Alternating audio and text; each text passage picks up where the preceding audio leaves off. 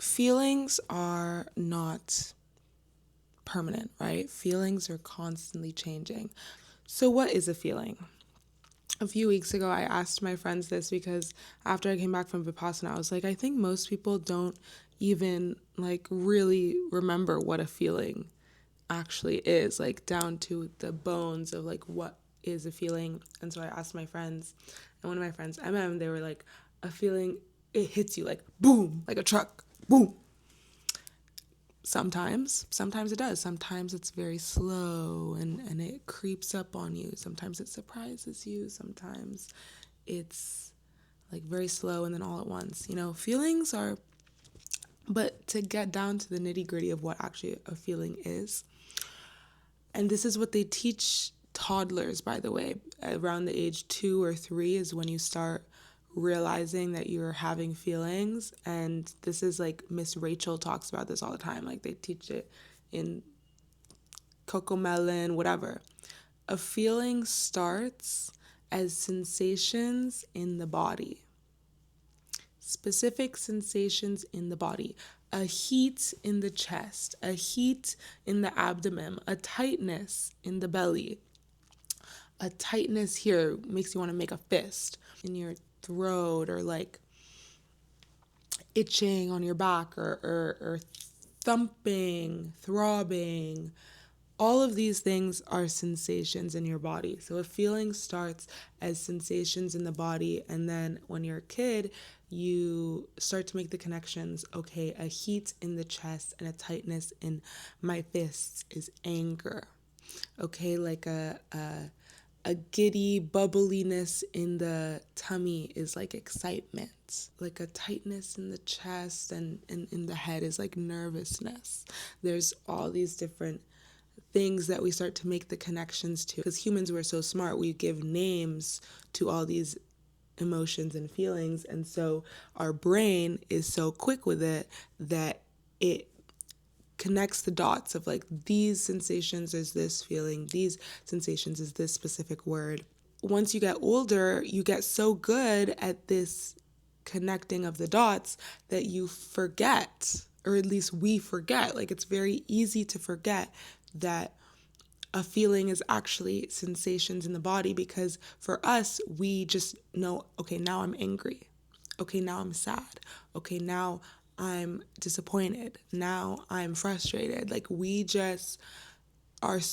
so quick with it in our minds because we're adults. Like we don't need to pay attention to the sensations of the body. However, feelings are sensations. We feel them. That's why they're called feelings, because we feel them, but we've just connected words to them.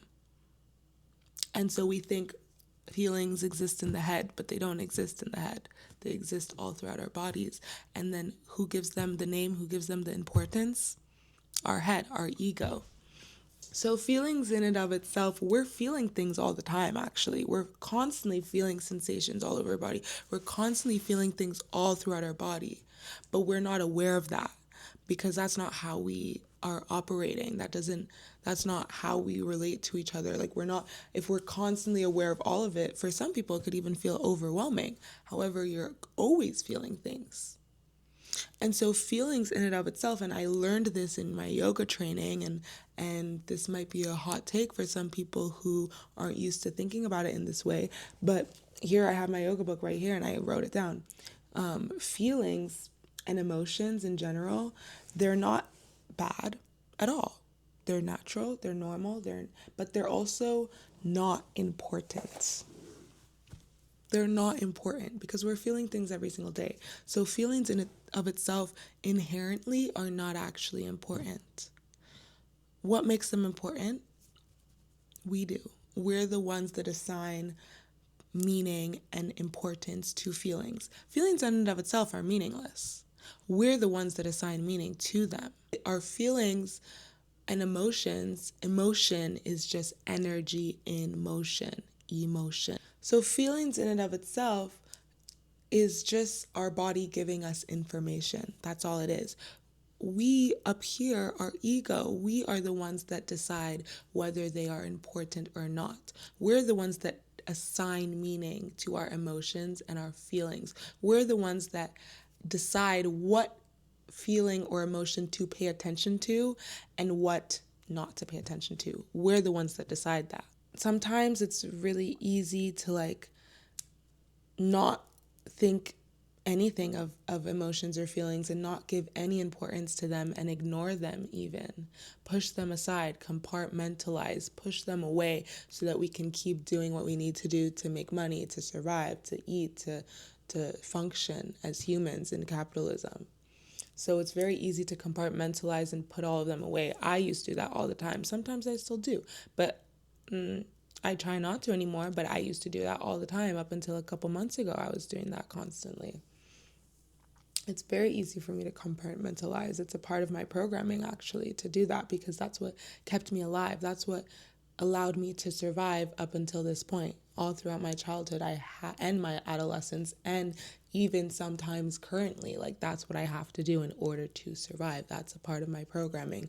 But now I'm not stuck anywhere anymore, so I don't need that specific part of my programming anymore. I don't need to, but this is something that's very common for us. It's very easy to put them away and not give any importance to them.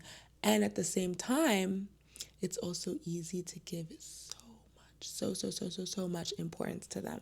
And to think, my feelings are so important. My feelings need to be heard. My feelings need to be expressed. This person needs to know how I feel. This person needs to know that what they're doing makes me feel like this. This person is wrong for making me feel like this. Meanwhile, whole time, this person can't make you feel anything. It's your body that's feeling it. Your body is doing it.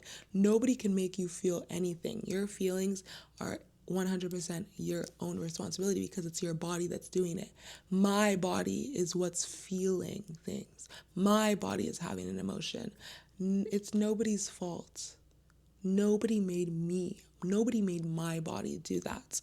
My body is digesting my food all on its own. My body is keeping me alive. My heart is beating. My lungs are moving all on its own. Nobody is making my body do anything except for me.